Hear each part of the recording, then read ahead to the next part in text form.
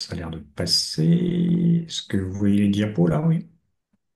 A priori, tout le monde Oui, voit. oui, oui, super. Ah, moi je les vois plus. Qu'est-ce que j'ai fait là? Vous les voyez encore ou pas? Oui. Oui, Non. Ça c'est bizarre. C'est plus que vous qui les voyez. Moi je les vois plus. on les voit Alors, bien. je vais essayer de les remettre quand même parce que ce serait plus pratique. Ah, ouais, c'est pas mal ça. Ouais, moi je les vois. Euh, bonjour à tout le monde, tous ceux qui ont pu se connecter aujourd'hui. Après la sieste. Moi, je suis donc le professeur Pierre Escourou, je suis à Paris et donc je pratique la médecine du sommeil déjà depuis quelques années. Ce que nous voulons vous présenter cet après-midi, donc dans le cadre de la journée mondiale, hein, il s'agit de la journée mondiale du sommeil, ce sont des informations sur ce que l'intelligence artificielle peut apporter dans les maladies du sommeil et même dans la santé du sommeil en général. Nous allons avoir successivement, après une courte introduction sur les résultats de l'enquête qui a été faite par l'Institut national du sommeil et de la vigilance, qui est l'enquête annuelle, faite spécialement pour cette journée du sommeil. Nous allons avoir Pinon, qui est ingénieur à Weezings, donc une société qui fabrique des objets connectés à Issy-les-Moulineaux, qui va nous parler de la définition et du fonctionnement de l'intelligence artificielle et ses applications médicales. Ensuite, nous aurons Émilie Stern, qui est psychologue au centre Chronos, donc de psychiatrie et en chronobiologie et sommeil à Paris. Moi, je vous parlerai des apports des bases de données dans le sommeil. Et nous aurons finalement Olivier Félix, qui est ingénieur et qui est donc directeur de la société Somniplanet, qui est un prestataire de santé à domicile, assez récemment installé donc à Courbevoie, qui va nous parler de l'application de l'intelligence artificielle dans le traitement des patients apnéiques et des apports que cela peut apporter tout en préservant donc le côté humain de la relation avec les patients. Si vous êtes d'accord pour commencer, je vais vous parler, si le diaporama veut bien avancer, des résultats de l'enquête qui est faite donc, tous les ans par l'Institut national du sommeil et de la vigilance, donc déjà au moins une dizaine d'années, et qui porte sur un échantillon représentatif de sujets qui vont d'un âge de 18 à 65 ans. Donc chaque année, l'INSV euh, évalue l'évolution des troubles du sommeil et des durées de sommeil dans la population française. Alors, ce qui est particulier cette année, c'est qu'elle met en évidence, cette enquête en tout cas, met en évidence une progression qui est malheureusement qui se prolonge chaque année dès la fréquence des troubles du sommeil dans la population. Et vous voyez, cette fréquence est très élevée puisque 45% des sujets déclarent avoir au moins un trouble du sommeil. Si on rapporte ça à la taille de la population française, on a entre 20 et 30 millions de sujets qui souffrent d'un ou d'au moins un trouble du sommeil dans la population, ce qui est quand même considérable, sachant que les troubles existent également chez l'enfant, hein. Ce n'est pas le but de l'enquête, mais on sait qu'il y a également une grande fréquence de ces troubles. Alors, ce qui prédomine dans la population française, c'est de loin l'insomnie. Donc l'insomnie, Émilie nous la redéfinira tout à l'heure, je ne vais pas m'y attarder, mais elle représente, vous voyez, 21% des troubles du sommeil déclarés. Il y a à côté de ça des troubles du rythme veille-sommeil, des troubles du rythme de sommeil, soit avec un décalage de phase, c'est-à-dire soit une avance, soit un retard de phase. Je pense qu'Émilie l'abordera aussi, et qui peuvent être aussi des irrégularités du sommeil qui vont perturber le fonctionnement diurne des sujets. Ensuite vient le syndrome d'apnée du sommeil. Vous voyez que sa prévalence est élevée dans ce questionnaire. Elle est de l'ordre de 9% de la population adulte. Il y a après des cauchemars. Il y a aussi le syndrome des jambes sans repos qui est fréquent et qui correspond à ce qu'on appelle vulgairement aussi les impatiences, qui vont perturber le sommeil, et en particulier l'endormissement. Il y a des cas de somnambulisme donc, qui persistent manifestement après 18 ans, alors qu'on pouvait penser que c'était uniquement chez l'enfant ou l'adolescent. Et puis il y a bien sûr moins de cas de narcolepsie ou d'hypersomnie, qu'on appelle des hypersomnies idiopathiques sans cause. Et donc sous cet ensemble, on représente 45% de la population, qui évidemment est plus important chez les sujets qui sont en horaire de travail irrégulier ou décalé, et qui est également important chez les sujets d'âge plus jeune, en tout cas dans la catégorie 18 à 24. Ces troubles s'accompagnent d'hypersomnolence et ça aussi c'est un chiffre qui est assez étonnant, mais plus d'un quart de la population donc interrogée est hypersomnolente, soit de manière modérée pour 19%, et c'est le cas des 18-24 ans en particulier, soit de manière sévère, donc avec des risques d'accidents en particulier sur la voie publique, d'accidents de la route, chez 7% des sujets.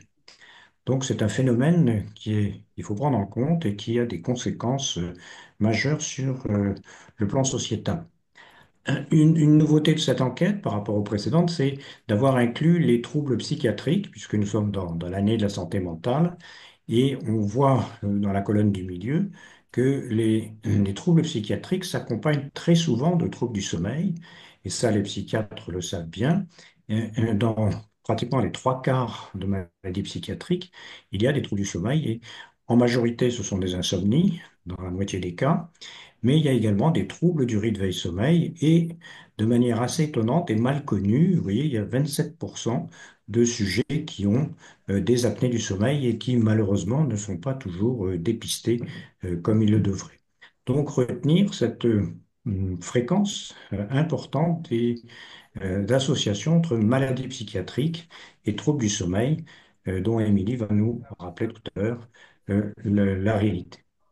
Donc, si vous voulez bien, on va passer maintenant à une définition de l'intelligence artificielle et une description de son mode de fonctionnement et de ses applications par Pierre Binon, donc, qui est, comme je vous disais, ingénieur chez Withings. Il va maintenant pouvoir, je pense, prendre la parole. Pierre, je te passe le flambeau si tu veux.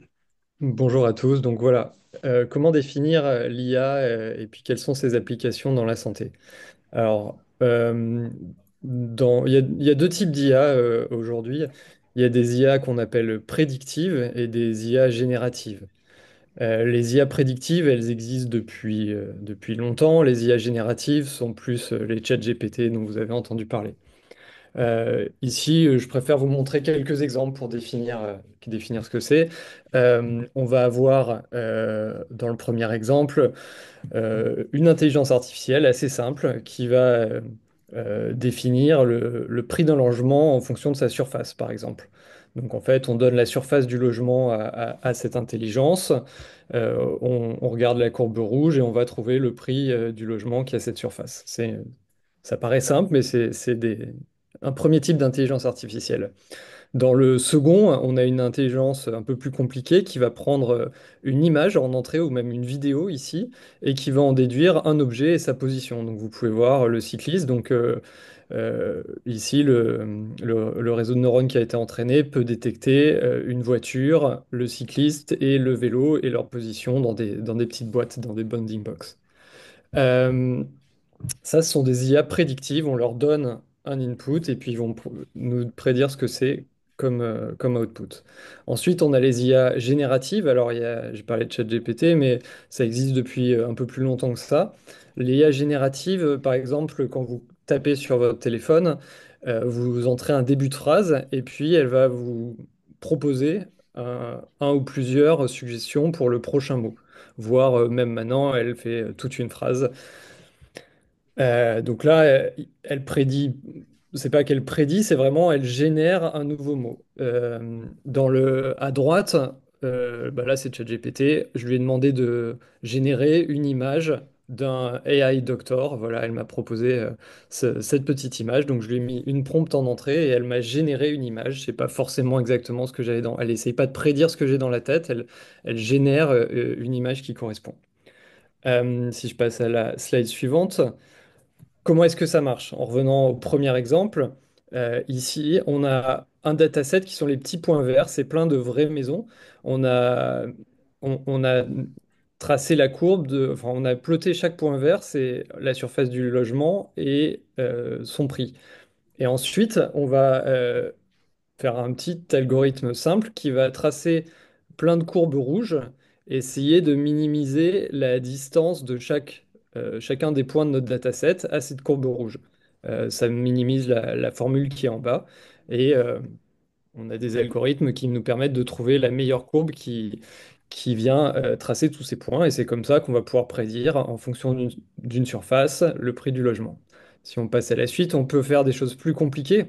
Parce qu'il n'y a pas que le prix du logement, il n'y a pas que des lignes. On peut vouloir faire, par exemple, ici, des courbes qui oscillent un petit peu, mais c'est le même principe, c'est juste un peu plus compliqué mathématiquement. Puis on va pouvoir aussi vouloir ajouter plusieurs d'autres données d'entrée, par exemple, la surface du logement, son emplacement, le nombre de chambres, et tout ça, ça va nous permettre, ben là, par exemple, en 3D, j'ai un modèle avec deux entrées, c'est la porosité et la brittleness qui prédit la production de gaz d'un puits de pétrole. Donc au lieu d'avoir tracé juste une courbe, on trace un plan. Voilà, c'est comme ça qu'on fait, puis on complexifie petit à petit et on arrive à ChatGPT. Dans la santé, les applications, si tu passes slide suivante, les applications sont essentiellement en imagerie. On va avoir énormément d'applications en radiologie, on va faire de la détection de cancer du sein, détection de plein de tumeurs. Donc là, c'est de l'IA prédictive, on donne une image et on va détecter où est la tumeur, faire une petite bounding box autour. Il y a aussi le deuxième plus gros, c'est cardiovasculaire, mais c'est aussi beaucoup d'imagerie. On va aller prédire, par exemple, le cœur. On va voir quand il se contracte et on va en déduire quel est le volume de sang que le cœur a pu éjecter grâce à ces images. Si tu passes slide suivante.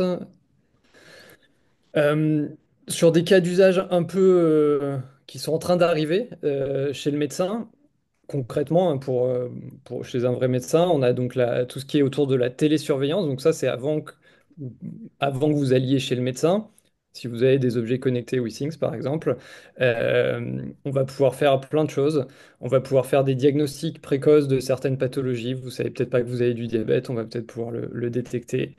On va pouvoir faire des alertes si vous êtes en train de faire une crise cardiaque. Et on va pouvoir ajuster les traitements aussi si on voit que vous avez certains de vos indicateurs qui sont en train de dériver et que vous êtes traité, on va pouvoir changer ça. Euh, Ensuite, si vous avez un événement plus grave ou que vous consultez, on va avoir ici plutôt de l'IA générative qui va entrer dans le jeu avec je ne sais pas si vous avez vu, il y a une vidéo de Doctolib qui est intéressante.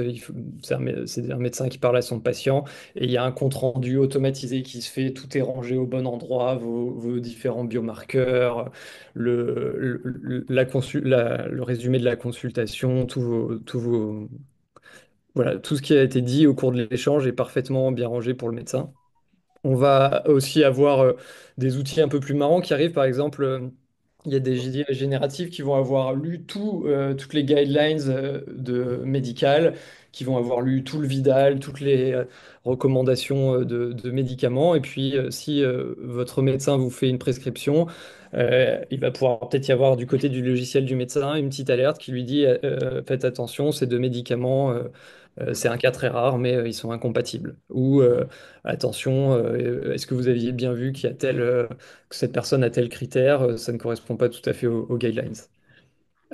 Enfin, après la sortie chez le médecin, il va y avoir plein de choses à faire autour de la collaboration entre l'équipe soignante, là aussi avec beaucoup de générative AI. On va pouvoir avoir de l'adressage, des messages un peu automatisés qui vont être faits à un collègue par exemple, votre généraliste va envoyer automatiquement un message à un cardiologue ou à un somnologue pour traiter votre pathologie. À toutes les informations qui auront été captées, il y a des scores de triage qui vont pouvoir être faits pour peut-être justifier que vous passiez devant ou au contraire que vous attendiez un peu plus longtemps qu'une autre personne. Et puis là, vous voyez Rachel. Rachel s'appelle Hippocratic AI. C'est une IA américaine qui a reçu beaucoup de financement. C'est assez impressionnant. Rachel, c'est un robot qui vous appelle et qui va faire du suivi des appels de follow-up. Elle va vous demander si vous avez bien pris vos médicaments, vous demander comment vous allez, vous demander comment ce que vous prenez comme alimentation. Elle a un temps infini pour faire de l'éducation pédagogique, pour répondre à toutes vos questions. Et c'est par téléphone, donc on la voit pas, cette AI. C'est assez impressionnant et je pense que vraiment les gens vont s'habituer à ça. Elle est très sympa et elle a un temps infini. Je crois que quelqu'un parlera un petit peu d'un cas similaire après moi. Euh, Quels sont les gains attendus? Ça, c'est des gains qu'on a essayé de faire avec c'était avec des cardiologues. Sur la télésurveillance, on pourrait espérer diviser le nombre de consultations par an pour un patient par deux. Euh, Il fait beau et tout, tu sors ce soir. pour les Ah ouais. consultations, T'as rendez-vous là. C'est bien. l'utilisation de l'IA, T'es beau comme ça. avec un questionnaire pré-rempli, avec tous les biomarqueurs qui sont déjà, tous les résultats de laboratoire qui convergent bien vers le dossier du patient, on pourrait réduire le temps de consultation par deux. Avec Rachel, on pourrait améliorer l'observance. Alors ça, j'ai pas encore de stats. Et puis tout ça concourt à réduire le nombre d'hospitalisations, donc à baisser les coûts pour le système de santé à court terme, peut-être de 30%. À plus long terme, c'est plus difficile à estimer. Si on passe slide suivante, que faire du temps dégagé par les médecins? Ça, c'est une question, une slide que je montre aux médecins. Est-ce qu'ils veulent passer plus de temps sur des sujets techniques, passer plus de temps à coordonner leur équipe de soins? Est-ce qu'ils veulent prendre en charge plus de patients, un peu à la chaîne, ou est-ce qu'ils veulent travailler moins? Voilà, c'est une slide un peu provoque, mais qui pose des questions qui fait réagir. Euh, une chose importante, c'est qu'il va falloir apprendre à mettre les AI en pratique et à assumer le risque. Aujourd'hui, le système de santé, les équipes de soins ne savent pas encore bien utiliser les AI. Ça, c'est une étude de 2024 en France sur presque 4000 patients télésurveillés en insuffisance cardiaque. On voit tout à gauche que cette télésurveillance, elle a diminué d'un tiers la mortalité des patients, mais en fait, on a beaucoup plus hospitalisé les patients, deux fois plus. Ils sont restés moins longtemps, donc on les a hospitalisés parfois pour rien, et les coûts ont été finalement deux fois plus élevés. Donc on a certes sauvé des vies, mais à un coût très élevé, alors que la promesse de l'IA est plutôt de faire économiser des coûts au système de santé.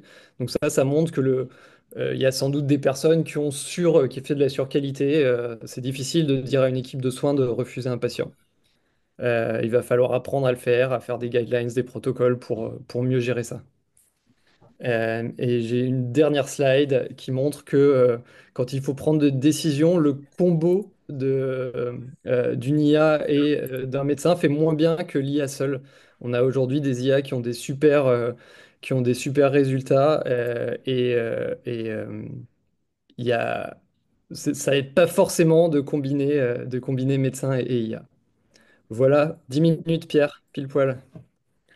Merci, merci beaucoup Pierre de cette présentation qui est très intéressante, qui montre, je crois, le début de l'IA en fait en médecine, bien que certaines applications ont déjà une existence assez longue. Et alors, il y a peut-être quelqu'un qui a un micro ouvert, là, il va peut-être falloir couper un micro qui fait un peu d'interférence, si c'est possible. Oui, ce serait gentil. Oui. Il y a un micro à couper peut-être, si quelqu'un peut vérifier qu'il est bien en mute, ce serait bien pour tout le monde. Eh bien, je pense que nous allons parler de Rachel tout à l'heure avec Olivier, qui va nous montrer une application très, très similaire. Mais avant ça, je voudrais passer la parole donc à Émilie Stern pour qu'elle puisse donc nous parler de l'application de l'IA dans le domaine du sommeil et des maladies psychiatriques. Alors, il faudrait que j'arrive à faire avancer mon diaporama. Voilà, c'est le cas.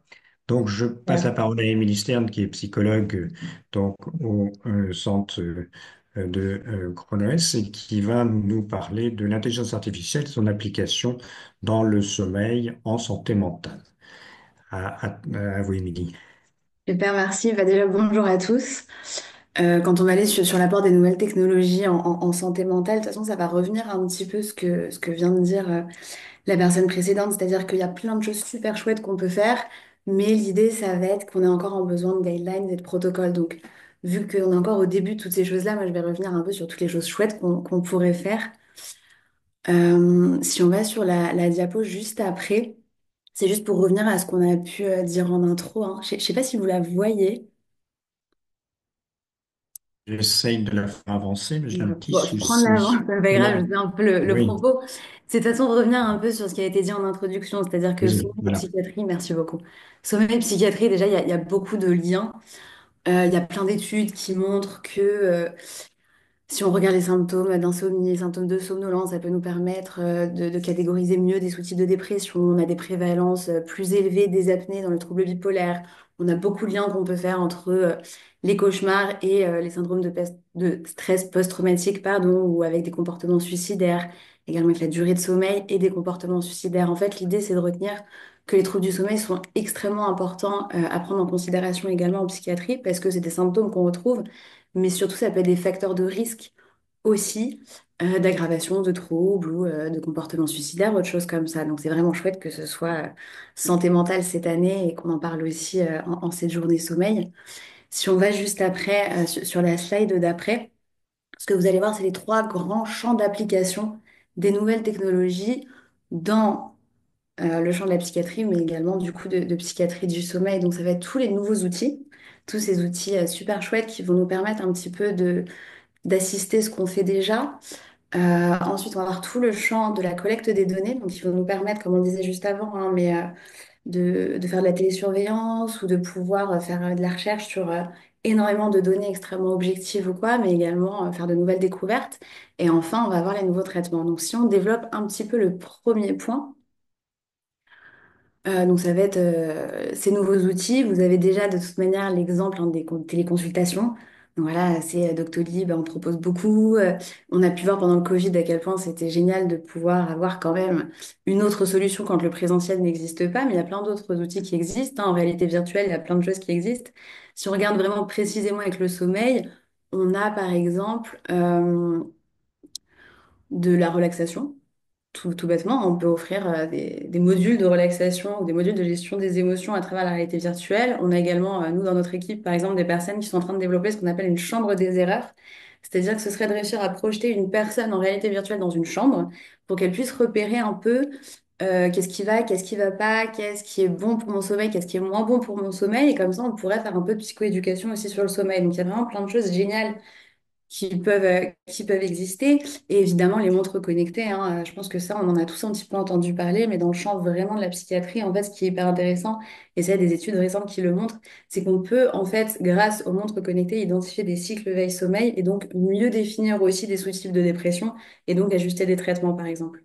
Donc, toute l'idée de ces outils, on sait qu'ils peuvent être extrêmement précieux, mais ça va être comme on disait juste avant, bah, de savoir, OK, maintenant, qu'est-ce qu'on en fait? C'est quoi les nouvelles réglementations? C'est quoi le cadre clinique, etc. Si on va sur le deuxième champ d'action, donc là, c'est vraiment plutôt tout ce qui a à voir avec la collecte des données. C'est ce qu'on va appeler le phénotypage numérique, aussi cette analyse ensuite. Ça va être une collecte de données à l'aide de ces outils. Donc, ça peut être des données actives. C'est moi qui donne vraiment les données à mon téléphone. C'est moi qui appuie sur ma montre connectée quand je vais me coucher ou des choses comme ça. Mais il va y avoir aussi tout ce qu'on appelle les données passives. Et là, c'est plutôt les données que vont récolter les outils avec ou pas mon consentement. Donc après, il y a plein de questionnements éthiques à avoir, hein. Mais par exemple, combien de textos j'ai envoyé cette semaine, les données GPS de mon téléphone et ces choses-là. Et une fois qu'on a collecté toutes ces données-là, on va pouvoir analyser et donc détecter des schémas. Donc des schémas comportementaux, des schémas cognitifs qui vont nous permettre ensuite euh, et ça fait partie de cette télésurveillance dont on parlait juste avant, mais qui vont nous permettre donc soit de prédire des comportements, soit de détecter des symptômes, soit de détecter une rechute potentielle. Par exemple, si la personne arrête soudainement d'utiliser son téléphone ou d'envoyer des messages ou est moins active. Ou voilà, et donc ça peut aussi aider ensuite à préciser des diagnostics. Donc il y a un champ d'action qui est quand même extrêmement encourageant. Après, il y a quand même tous ces questionnements éthiques hein, sur lesquels il faut quand même retravailler. Et il y a également le questionnement avec ce type de travaux sur la généralisation des données. C'est-à-dire, est-ce qu'on peut vraiment comparer l'utilisation d'un téléphone, par exemple, à toutes les personnes selon leur âge, selon leur statut statut socio-économique, mais également en fonction, par exemple, du trouble. C'est-à-dire qu'une personne déprimée peut-être éteint complètement son téléphone. Donc, qu'est-ce qu'on peut faire du coup ensuite avec ces données si on ne peut pas les collecter? Donc, il y a quand même encore beaucoup de questionnements, mais il y a beaucoup, beaucoup de choses à faire. Et le troisième point que je veux vraiment développer avec vous aujourd'hui, c'est les nouveaux traitements. Donc, c'est-à-dire, je ne sais pas si vous en avez tous entendu parler, mais on voit apparaître un petit peu des thérapies en ligne, des thérapies sous smartphone. On télécharge une application qui est une application de thérapie en ligne qui peut permettre de prendre en charge de nombreux troubles, hein. Donc déjà, c'est important de rappeler que la plupart de ces applications, de ces outils ne sont pas basés sur des preuves théoriques rigoureuses, hein. Souvent, on va vendre de la TCC, donc c'est des thérapies cognitivo-comportementales qui sont extrêmement prouvées efficaces, hein, dans les littératures scientifiques pour de nombreux troubles. La plupart des outils qui vendent ces thérapies-là ne sont pas forcément basés sur la méthode qui est validée. Par contre, et c'est là que ça nous intéresse quand c'est le cas et quand les choses sont bien faites, on retrouve une efficacité comparable au présentiel. Et c'est pour ça que ça nous intéresse. Et donc le vrai problème qu'on a aujourd'hui, c'est l'adhésion, c'est-à-dire que les personnes, même si le traitement pourrait être tout aussi efficace, les personnes ne sont pas entièrement engagées dans ce traitement, c'est-à-dire qu'elles ne participent pas entièrement ou complètement à ce qui va être proposé. Et donc, pour vraiment aller regarder un petit peu ça plus précisément, je vous propose qu'on regarde l'exemple de l'insomnie. Vous l'avez peut-être entendu, hein, mais le traitement de l'insomnie chronique chez l'adulte, c'est la TCCI, donc la thérapie cognitivo-comportementale pour le traitement de l'insomnie. Et pourquoi l'insomnie? Donc, on en a un petit peu reparlé, mais c'est un enjeu de santé majeur qui touche donc une grande partie de la population, et en particulier les personnes qui sont atteintes d'un trouble psychiatrique, avec par exemple plus de 85% des personnes qui sont atteintes d'un trouble de l'humeur qui peuvent présenter un trouble d'insomnie pendant la phase dépressive. Et c'est également un symptôme résiduel extrêmement fréquent chez les personnes déprimées, c'est-à-dire que même si on soigne la dépression, on peut quand même ensuite retrouver le trouble insomnie, qui ne sera pas pris en charge complètement par le traitement de la dépression. Et on retrouve également que l'insomnie chez ces personnes-là, ça peut aggraver les symptômes, ça peut aggraver le risque de rechute ou le risque suicidaire. Donc c'est vraiment fondamental de prendre en charge l'insomnie de manière générale, mais encore plus quand il y a un trouble psychiatrique. C'est quoi le traitement de l'insomnie? Donc, ce que je vous disais, hein, si on va sur la slide juste après, donc c'est la TCCI. Donc, c'est le traitement de référence, c'est le traitement de première ligne. Ça a été rappelé dans les recommandations européennes les plus récentes. Le problème qu'on a avec cette prise en charge, c'est l'accès, c'est-à-dire que tout le monde n'y a pas accès. Parce que ça demande quand même d'avoir un thérapeute formé, qu'il n'y en a pas énormément, que ça prend entre 4 et 6 sessions selon la méthode. Donc on voit pourquoi ce serait extrêmement précieux d'avoir accès au développement d'un programme numérique qui proposerait donc ces thérapies, mais à un nombre infini de personnes. Si on regarde du coup le traitement TCCI en numérique, on retrouve ce qu'on ferait en présentiel, c'est-à-dire qu'on a différents modules. On a de la psychoéducation qui peut être faite donc en réalité virtuelle, pourquoi pas. On a un agenda de sommeil que remplit le patient. Donc là, c'est de la donnée active, hein. Il nous dit à quelle heure il va se coucher, il nous dit s'il a consommé du café, il nous dit à quelle heure il s'est réveillé, etc. Et ensuite, il y a une analyse donc qui se fait, d'algorithmes très complexes que je ne maîtrise pas. Et cette analyse-là nous permet de faire des recommandations comportementales aux patients. Donc tout ça, ça peut se faire de manière entièrement automatisée. Et vous avez également des modules qui peuvent travailler sur les croyances erronées que le patient peut avoir sur le sommeil et également sur la gestion des émotions, le plus souvent avec des techniques de relaxation qu'on peut faire du coup pareil en réalité virtuelle au besoin. Euh, donc globalement, c'est quelque chose qui pourrait être vraiment génial. Et l'obstacle que je vous disais, c'est l'engagement des patients et puis toute la réflexion qu'on va avoir, comment on met ça dans le système de soins, comment on met ça dans le système de santé aujourd'hui. Et donc pour répondre à ces deux petits obstacles quand même qui sont pas si petits, pour engager le patient, on va essayer de développer ce qu'on appelle l'adhésion thérapeutique. Donc, c'est-à-dire, il faut non seulement que la personne ait confiance dans l'outil, hein, que l'outil soit fiable, qu'il soit facile d'utilisation, mais il va y avoir aussi toute la partie interactivité. C'est-à-dire, il faut que la personne perçoive des interactions, malgré tout, même si c'est un IA, même si c'est un avatar, même si c'est une application.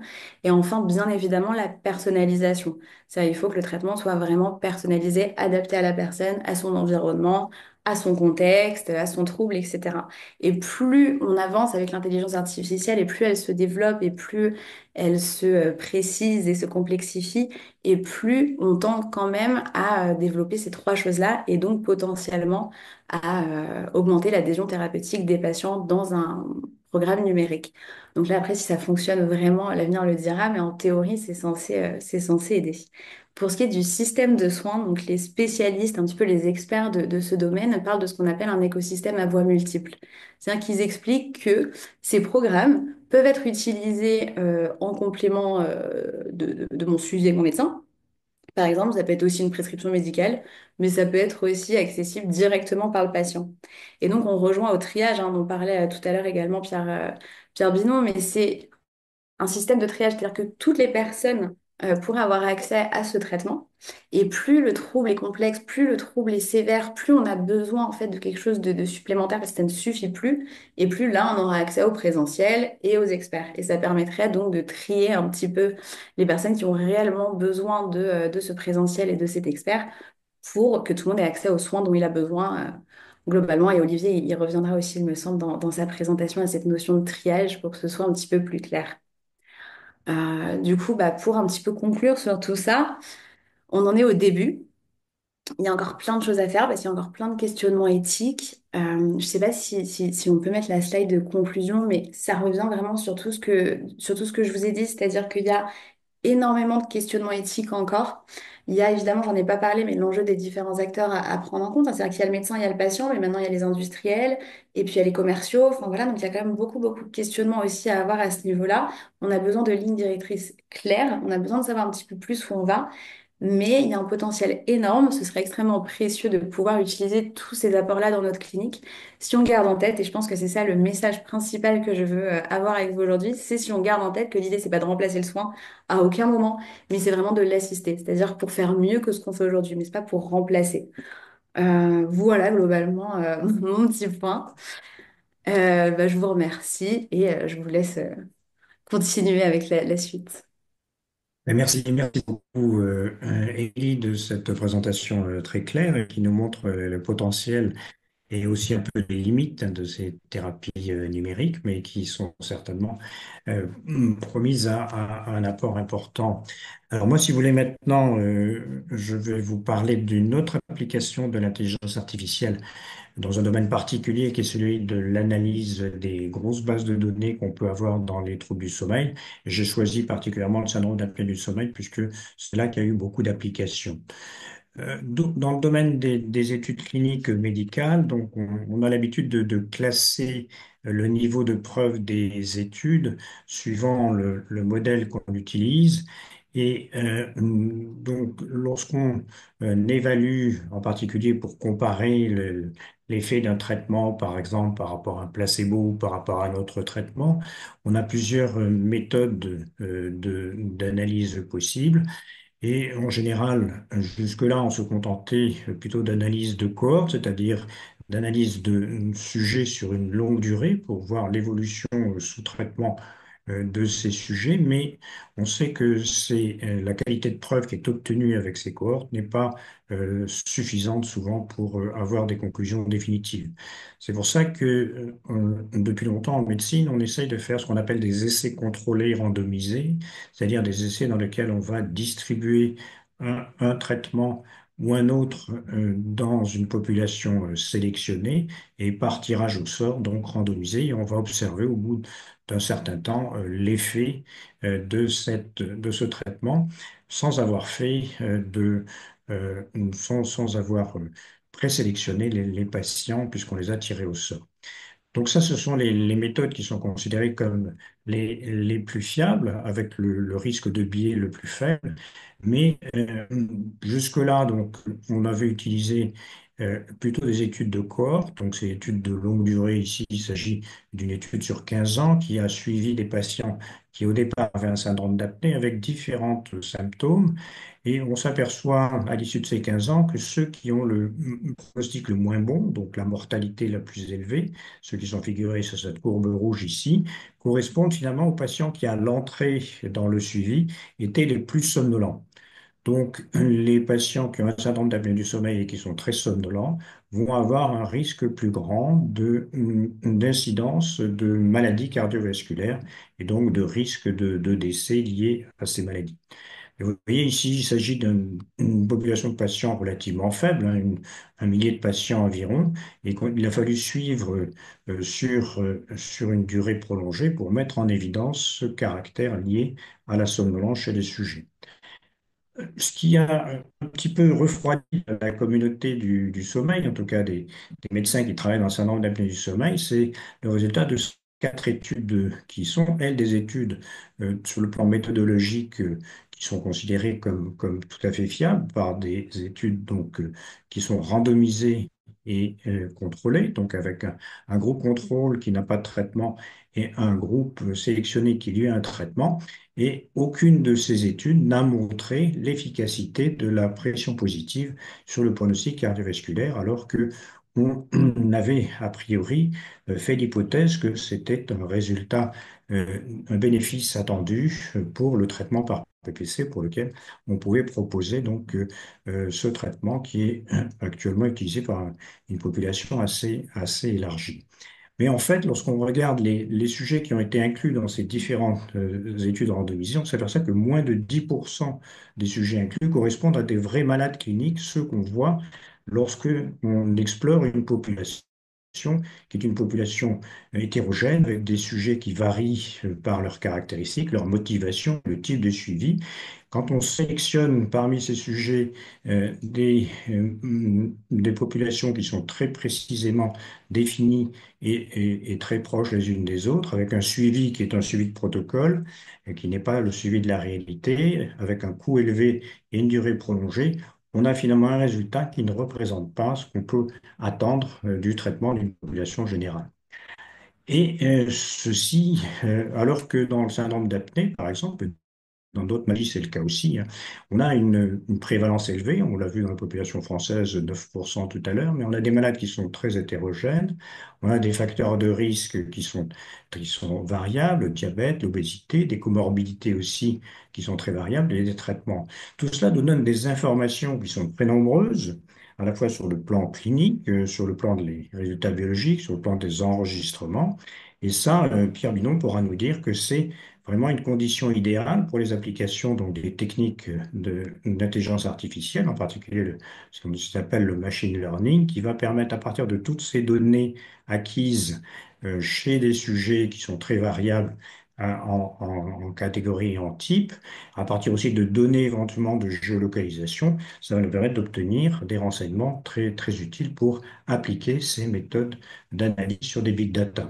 D'autant qu'on a maintenant, Émilie nous l'a signalé, de nombreux capteurs qui permettent d'évaluer le sommeil. Alors, ils ne sont pas tous validés, mais ça peut être des montres, ça peut être des bagues, ça peut être des systèmes de matelas, par exemple, ou des capteurs de type radar, ou des applications téléphoniques qui vont permettre d'évaluer le sommeil, éventuellement les apnées aussi. Et je vous montre l'exemple, par exemple, de ce système, qui est un système développé par Wheezings, qui est un matelas, qui permet de déterminer quelle est la prévalence, donc la fréquence de la maladie de syndrome d'apnée du sommeil dans les différents pays où le capteur est utilisé. Vous voyez, il est utilisé largement sur l'ensemble de la planète.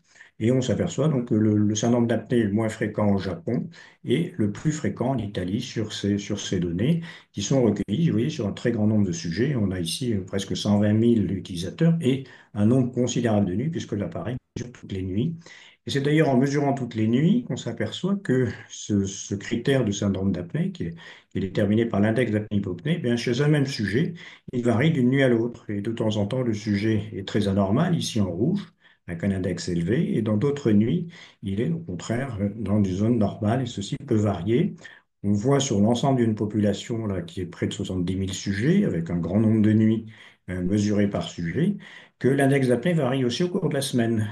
Et en particulier, il est plus faible en début de semaine et il s'accroît, l'index d'apnée augmente en fin de semaine. Alors, on ne sait pas exactement pour quelle raison, mais il y a sûrement différents phénomènes qui interviennent, peut-être la prise d'alcool en fin de semaine ou la durée du sommeil qui est plus longue aussi et qui favorise donc la présence des apnées. On sait aussi qu'il y a une variation en fonction du mois de l'année. Il y a une variation annuelle et le syndrome d'apnée est plus élevé pendant les mois d'été, ici le printemps.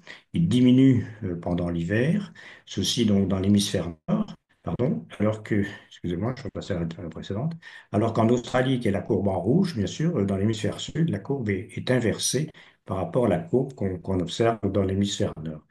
Donc, des variations auxquelles on n'avait pas accès jusque-là, parce que pour enregistrer un sujet, actuellement, vous le savez peut-être, mais dans le cas du syndrome d'apnée, on fait un seul enregistrement, qui est la polysomnographie, et on montre par ce système que lorsqu'on fait un seul enregistrement, ce sont les barres bleues, eh bien, on se trompe très souvent pour faire des diagnostics et on a une mauvaise classification, que ce soit pour les apnées modérées ou les apnées sévères. Eh bien, on a plus de risques de se tromper lorsqu'on fait un seul enregistrement que lorsqu'on en fait 7 ici, en marron, ou 14. Et malheureusement, on n'a pas encore les moyens d'organiser des enregistrements aussi fréquents. Un autre élément qu'apportent ces analyses de bases de données, c'est l'évaluation des raisons d'échec, puisque d'échec du traitement, parce que dans le cas de la pression positive continue, par exemple, qui est appliquée en France, vous le savez, chez 2 millions de patients pour un budget qui est quand même considérable, hein, d'1 milliard d'euros pour la sécurité sociale, eh bien, on sait que malheureusement, près de la moitié des patients abandonnent leur traitement à 3 ans. Et ceci, par ces analyses, on a pu montrer que c'est en relation avec l'âge du patient. Plus le patient est jeune, plus il va abandonner rapidement. C'est également en liaison avec le sexe. Les femmes abandonnent plus facilement le traitement que les hommes. Et c'est aussi lié aux maladies associées. Quand on a du diabète ou une bronchite, une BPCO, eh bien là aussi, on va abandonner le traitement plus rapidement. Si on a de l'hypertension artérielle, ce cadre-là, au contraire, on va avoir tendance à garder le traitement. Donc, ces analyses de grosses bases de données permettent d'obtenir des informations qu'on n'avait pas jusque-là. Et dans la perspective, bien sûr, on va pouvoir améliorer l'épidémiologie du syndrome d'apnée.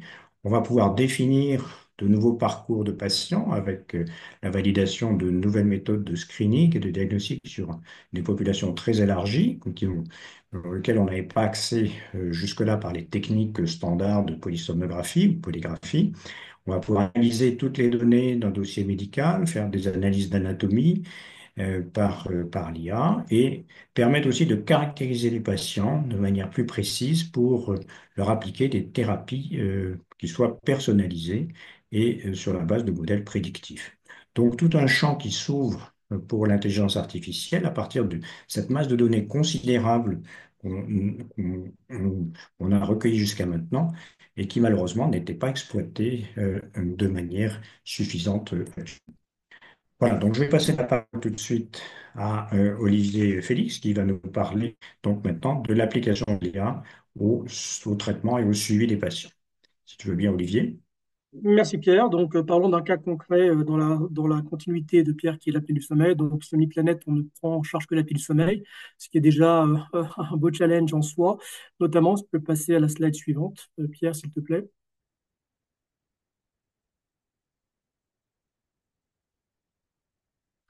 Parce qu'on est tous confrontés à un problème de masse.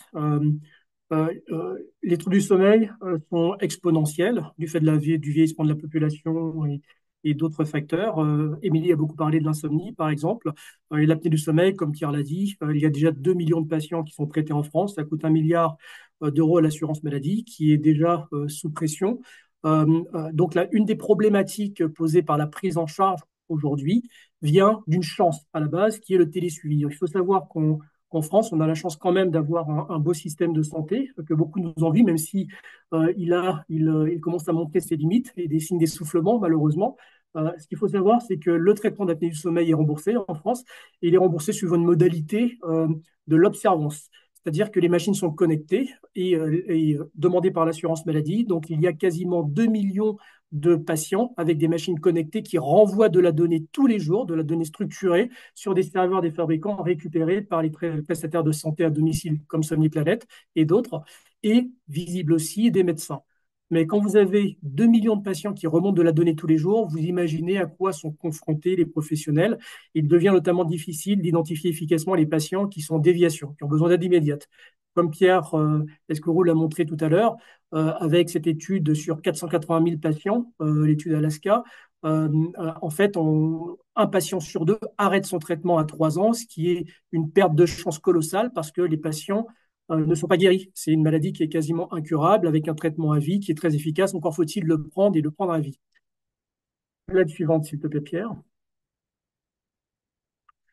Ce qu'il faut voir aussi, c'est que cette problématique, elle est amplifiée et elle ne va pas s'améliorer parce que quand on parle d'insomnie vraie ou d'apnée du sommeil, il s'agit de pathologie. Donc, ce n'est pas des comportements simplement qu'il faudrait modifier. Parfois, il s'agit de problématiques qui nécessitent un suivi professionnel, un accompagnement professionnel. Je vais rester sur le cadre de l'apnée du sommeil. Dans le cadre de l'apnée du sommeil, il y a le médecin prescripteur spécialiste du sommeil, comme le professeur Escourou et d'autres. Et vous avez aussi les prestataires de santé. En France, donc, les patients sont pris en charge par des prestataires de santé et qui vont mettre à disposition le matériel, qui vont éduquer le patient et qui vont faire tout le suivi selon les ordres du médecin et les réglementations de l'assurance maladie. Mais quand vous avez 2 millions de patients qui remontent de la donnée tous les jours et que vous avez aussi de nouveaux patients tous les jours, on estime qu'il n'y a que 20% de la population traitable qui est traité aujourd'hui. Donc, il se peut qu'il y ait 3, 4, 5, 6 millions de patients rien qu'en France dans les prochaines années. Donc, il y a une surcharge du système. J'ai représenté le médecin, mais ça pourrait être le prestataire aussi. Donc, il faut comprendre que quand un patient a besoin d'aide, parmi les millions de patients, il n'est pas sûr qu'il ait l'oreille attentive qu'il mérite. Et face à ce problème-là, il faut bien trouver des solutions, non de remplacement, mais pouvoir faire du triage intelligent. Slide suivante. Donc, en fait, si on schématise un petit peu, les bénéfices attendus, c'est quand vous avez une population massive, 2 millions par exemple pour l'apnée du sommeil, vous avez une file active. Prenons, raccourcissons à 1000 pour comprendre. Donc, vous avez, disons, une cohorte de 1000 patients. À tout moment, vous n'avez pas tous les patients qui ont une problématique, heureusement, mais vous pouvez en avoir beaucoup. Je prends l'exemple, là, on est au mois de mars, on a le printemps qui commence à pointer le bout de son nez. Là, je vois des bourgeons de fleurs à travers ma fenêtre. Dans quelques semaines, il va y avoir une explosion de rhinite allergique. Il va y avoir beaucoup de patients qui vont être dans l'incapacité de se traiter. Donc, il va y avoir des remontées massives de données manquantes et d'inobservance. Et donc, les médecins et les prestataires de santé vont être noyés sous de l'information. Mais parmi ces remontées, il y aura parfois aussi des patients qui sont simplement en déplacement, qui sont à l'hôtel et pour lesquels les données ne remontent pas. Donc, il est impossible de mettre un médecin ou un prestataire de santé derrière chaque patient. Donc, quand vous avez 30% de votre base, 30% de 2 millions de patients qui sont en déviation à un moment donné, c'est le cas aussi au mois d'août quand il y a de la chaleur et des vacances. Il se peut que pendant 2, 3 semaines, les personnes partent avec leur traitement, l'utilisent, mais les données ne remontent pas parce qu'il n'y a pas de connexion où ils sont. Il se peut que vous ayez une bonne partie de votre base en déviation. Donc, c'est impossible à suivre et contacter les patients pour essayer de voir s'ils ont besoin d'aide ou pas, ou si c'est des faux positifs ou des vrais positifs. Et donc, il faut pouvoir détecter quels sont les vrais positifs qui nécessitent un support humain. On n'est pas dans le remplacement, on est parmi les millions de patients, les centaines de milliers de patients pour lesquels il y a une remontée d'anormalité dans les données, absence de données, une problématique sur l'observance, sur l'IH, sur des fuites au système, parce que les patients utilisent un système pressurisé qu'on appelle la pression positive continue. Bah, peut-être qu'il y en a en fait que 3% et pas 30% qui ont un besoin de support humain. Et là, l'humain doit prendre le relais, contacter pour régler le problème. Next. Et ce qu'il faut voir aussi dans le cadre de l'apnée du sommeil, le prestataire de santé a des obligations et aussi des compétences. Pas médecin, on n'est pas médecin, mais on agit sous l'ordre du médecin. Mais pour la vaste majorité des problématiques, c'est des problématiques médico-techniques qu'on peut régler nous-mêmes. Ça peut parfois être de la motivation ou des problèmes simplement de matériel. On va le faire. Et d'entre de très rares cas, il s'agit de problèmes médicaux avérés.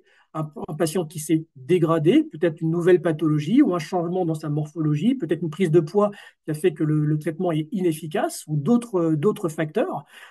Et dans ces cas-là, il faut remonter au médecin. Mais plutôt que de remonter 300 problèmes au médecin pour 1000 patients, on va en remonter 3. Et le médecin va pouvoir concentrer son énergie et sa compétence médicale sur les 3 patients et donner, nous, prestataires, des ordres supplémentaires pour traiter médicalement et faire le relais médical auprès de ces patients. Mais ce qu'on voit, c'est que la partie supérieure, qui est quelque part la plus dure pour un humain, c'est traiter des masses de données. On n'est pas fait pour ça. Là, l'IA peut avoir sa place et faire ce triage pour nous, et jusqu'à passer le relais quand il faut. C'est ce qu'on a mis en place chez Somniplanète. Ça a été notre postulat de base quand on a créé la société il y a 6 ans, et c'est ce qui est effectif aujourd'hui. Slide suivante. Dans les faits, voilà, pour être concret, on a développé, donc on n'a pas Rachel, Pierre Dumont, on a Luna. Donc, on a développé notre propre IA qu'on appelle SmartBot. Donc, il s'agit d'une IA conversationnelle qui est capable de faire du vocal et du textuel. Euh, Au contraire de ce que j'ai vu de Rachel aux États-Unis, qui est assez impressionnant, notre IA, elle est très spécialisée sur l'apnée du sommeil. Elle ne fait que l'apnée du sommeil. Elle est disponible que pour SomniPlanet. C'est un système qu'on a développé pour les patients qui bénéficient de notre suivi et on ne demande pas à l'assurance maladie d'ailleurs de remboursement supplémentaire. Donc, c'est au bénéfice des patients pour pouvoir maintenir, voire améliorer la qualité de service, malgré le fait qu'on prenne en charge des milliers et des milliers de patients chez nous. Donc voilà, Luna a été développée et elle constitue l'assistante virtuelle. Alors attention, pas du coach, pas du patient finalement, mais elle constitue l'assistante virtuelle des équipes de SomniPlanet parce qu'on a des équipes qui travaillent autour des patients. Mais Luna va pouvoir contacter des milliers de patients en même temps et remonter du ressenti et passer le relais aux humains. Donc, on a des case managers chez nous qui pilotent Luna et puis, ils peuvent prendre voilà, en charge une base de patients qui est leur patientèle, quelque part, avec les médecins. Slide suivante. Donc, il s'agit bien, donc Luna est l'assistante virtuelle du coach, même si elle parle aux patients, finalement, aux patients du coach et du médecin. Donc, ce qu'il faut voir, c'est que techniquement, Luna, ce n'est pas un chat GPT que je respecte ou le chat de Mistral AI. Donc, il y a beaucoup de bots différents et puis c'est exponentiel et on monitore tout ça. Ce qu'il faut savoir, c'est que Luna, déjà, c'est une technologie qui est française à la base, qui a été développée avec Central Supélec. Euh, et Luna est complètement contrôlée. Donc, en fait, ce n'est pas une IA conversationnelle totalement ouverte et générative. Elle n'est pas du tout générative, très honnêtement. Elle est contrôlée par ce qu'on appelle des arbres conversationnels qu'on a développés. Ça nous a pris 5 ans avec toute l'expérience et les milliers de patients qu'on a. On a un psychologue qui travaille dans l'équipe, qui était le premier employé de SomniPlanet d'ailleurs, et qui travaille là-dessus au quotidien. Et on a analysé les échanges que les case managers ont pu avoir sur ces 5 dernières années avec les patients. On a développé des centaines d'arbres conversationnels pour prendre en compte la vaste majorité des problématiques des patients et des raisons pour lesquelles il pourrait y avoir des déviations. Quand il n'y a pas de données, quand il y a l'IH qui explose, ou qui est variable, ou qu'il y a des fuites dans le système, ou simplement la motivation du patient, le ressenti du patient à travers cette IA. Donc, ces arbres conversationnels contrôlent complètement le comportement de Luna, les questions qu'elle pose. Mais ça reste une IA conversationnelle. Le patient peut passer d'un arbre à l'autre. C'est complètement fluide. Le patient peut poser des questions auxquelles Luna va répondre. Luna va poser des questions auxquelles le patient peut répondre. Et elle peut se balader, en fait, quelque part, d'un arbre à l'autre et revenir. Donc, ce n'est pas un arbre décisionnel simple. Ce sont des arbres conversationnels en parallèle avec une possibilité de passer de l'un à l'autre. Mais si le patient pose une question qui est complètement hors propos de la santé, Luna va gentiment botter en touche en disant, écoutez, ce n'est pas mon domaine de compétence. Par contre, si vous voulez discuter d'une problématique particulière, je vais demander à votre coach, votre case manager, de vous rappeler. Donc voilà, donc il faut vraiment avoir cette différence. Donc on a contrôlé totalement, pour différentes raisons, le comportement de Luna. Next.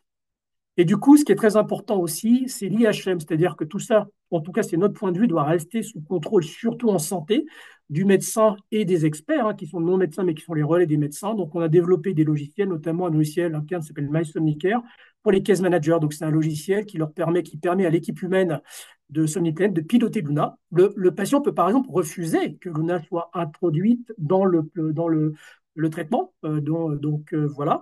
Mais il peut choisir aussi que Luna l'appelle, mais pas plus d'une fois toutes les 2 semaines, c'est paramétrable. Et côté case manager, côté équipe, il voit toutes les conversations de Luna transcrites, toutes les alertes, ils peuvent les acquitter, ils peuvent modifier les profils patients aussi, ce qui va modifier le comportement de l'algorithmie de Luna. Et en fait, c'est leur logiciel de pilotage qui leur permet aussi de prendre le relais parce que c'est un logiciel de priorisation. Trier, c'est bien, encore faut-il prioriser et remonter. Donc, on a un système d'alerte à 4 niveaux et quand le système passe au niveau 2, ça veut dire que c'est l'humain qui prend le relais. Mais au lieu d'en avoir 300 par jour, un case manager va en avoir 3 quelque part. Mais là, il va prendre le relais, appeler le patient, il aura déjà toute la contextualisation grâce à Luna parce que tout aura été notifié dans le logiciel, il ne reposera pas les mêmes questions. Et à travers le contact avec le patient, soit on fera intervenir voilà, un intervenant chez le patient pour une problématique qui est matérielle, soit c'est réglable à distance, soit on appellera le médecin pour discuter d'une problématique médicale qui nécessite une décision médicale. Donc voilà comment ça fonctionne. Donc Dernière slide. Donc ça, c'est très schématique, mais ça vous montre qu'en fait, autour du patient, il y a d'abord une équipe humaine qui part du médecin. On a un binôme avec les intervenants terrain qui vont faire le matériel, parce qu'on est dans un traitement humain avec du matériel chez le patient, voilà, sur des années. Et on a les case managers qui pilotent tout ça, et qui pilotent l'IA à distance avec le logiciel qui est spécifique et qui permet de piloter aussi et vérifier les alertes. Et on a Luna qui est par nature est une assistante virtuelle contrôlée et qui permet de faire quatre choses en séquence. C'est la détection de problématiques, clairement, et voilà, et elle peut appeler des milliers de patients en même temps. Un triage intelligent, priorisé pour l'humain, mais surtout permettre à l'humain de se de se focaliser sur les patients qui en ont besoin. Et, in fine, on sollicite les médecins uniquement pour les décisions médicales. Slide suivante, et c'est la dernière. Et je fais écho à la question de Pierre Binon, qui est très pertinente aussi, qui est l'impact sur l'observance. Donc là, je reviens sur l'étude que Pierre Escourou, professeur Escourou a montré tout à l'heure sur les 480 000 patients. À 3 ans, un patient sur deux arrête. Donc c'est une perte de chance massive pour ces patients qui peuvent développer des pathologies cardiovasculaires notamment, mais pas que. Euh, Avec le système Somniplanète, donc on a répliqué la courbe. Donc on n'a pas 480 000 patients aujourd'hui, donc on est plus dans de 10 000. Donc on monte petit à petit, on est encore une société à taille humaine. Mais déjà avec ce système, on a 30% de réduction des arrêts de traitement à 3 ans. C'est pas 100% de réduction parce qu'il y a des patients qui sont asymptomatiques, il y a d'autres problématiques, mais en tout cas, avec ce type de système, on voit que l'adhésion au traitement à 3 ans est 30% meilleure. Donc, chaque patient qui rentre dans ce système hybride humain plus IA chez Somniplanète a un gain de chance thérapeutique de 30% sur 3 ans, ce qui est déjà conséquent, colossal, et on améliore le système au quotidien. Donc, on fait très attention aussi à la mesure objective de l'impact de ce type de système, qui, encore, je le répète, n'est pas, en tout cas de notre point de vue, n'est pas là pour remplacer l'humain, que ce soit le médecin ou le case manager ou les intervenants terrain. Ça serait difficile parce qu'on a un métier qui est aussi technico-pratique. Mais en tout cas, ça permet vraiment d'aider les patients qui en ont besoin avec des bénéfices supplémentaires pour les patients. Et Bien, voilà, ben c'est tout pour merci, moi. merci beaucoup Olivier pour cette présentation très, très intéressante et ces résultats aussi, hein. Bravo pour ces résultats. Merci Donc nous beaucoup. avons quelques minutes maintenant de discussion pour ceux qui veulent y participer. Est-ce que il y aurait parmi les participants qui sont connectés des gens qui souhaiteraient poser des questions à Olivier Félix, Émilie Stern ou Pierre Binon concernant donc les applications de l'intelligence artificielle aux pathologies du sommeil? Est-ce que quelqu'un veut poser une question? Je ne vois pas encore de questions sur le chat, mais éventuellement vous pouvez la poser par écrit si vous le désirez. Moi, pour commencer, peut-être j'aurais une question à Émilie concernant ces thérapies numériques. Est-ce qu'on ne peut pas quand même avoir la crainte que certains patients aient, tendance à trop se fier à leurs applications et peut-être à avoir ce qu'on appelle un peu le syndrome d'orthosomnie, c'est-à-dire de rechercher un sommeil parfait alors qu'on sait bien que ça n'existe pas, qu'en physiologie, il y a toujours des variations du sommeil et que personne ne dort comme un beau bébé, même les bébés d'ailleurs ne dorment pas, ne dorment pas toujours très bien. Est-ce que c'est un phénomène auquel il va falloir penser, Émilie? Il va falloir mettre votre micro, oui. Mais bon. Non, c'est vrai ce que vous dites. L'intérêt en fait de la TCCI, c'est de se décentrer de son sommeil. Donc la prise en charge thérapeutique est censée justement nous apprendre. Donc oui, au début, on remplit à quelle heure je me couche, à quelle heure je me réveille, mais l'idée, c'est de se décentrer et d'accepter son sommeil au final, une fois qu'il est correct sur l'ensemble et pas chaque nuit. Après, le souci effectivement de cette espèce de surveillance constante, je vous rejoins, ça va être quand même de le garder à l'œil aussi. Je pense qu'il y a des études qui sont sorties qui montrent que ça a l'air OK, mais on n'a peut-être pas encore assez de recul pour savoir si constamment noter son sommeil, constamment être observé, constamment avoir des données, constamment savoir que ces données vont être utilisées. Franchement, j'ai pas de réponse, mais la Ça, question existe, quoi.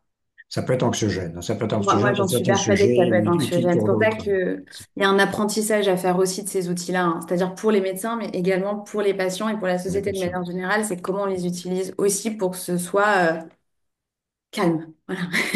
Oui, c'est important. Mais bon, on vous fait confiance pour ça. Vous avez de l'expérience dans ce domaine. Parce que l'adhérence est quand même aussi fonction de ça. Et l'adhérence, c'est le point important et le point d'achoppement un peu de ces techniques techniques numériques, c'est elles marchent si on les suit, mais si on les suit Tout à pas, fait. elles ne marcheront pas, bien sûr. Est-ce qu'il y aurait d'autres questions pour un des intervenants? Moi, j'en ai une pour Olivier là, concernant donc l'utilisation du coach de Luna. Mhm. Qu'en pensent les patients, Olivier? Est-ce qu'ils ont quel est leur ressenti au sujet des Alors, contacts qui sont quand même pas trop humains? c'est une oui, bonne question. Alors, il y a plusieurs réponses à ça. La première, la réponse générale, elle est supérieure à ce qu'on attendait, parce qu'on s'attendait à beaucoup de pullback. Très honnêtement, aujourd'hui, parce qu'on suit ça très précisément, les patients notaient l'interaction avec Luna 12 sur 20 au départ, et là, on est plutôt à 18 sur 20, d'accord? Et sur des milliers de conversations tous les mois, donc c'est pas 20 sur 20, mais on est très content de ça.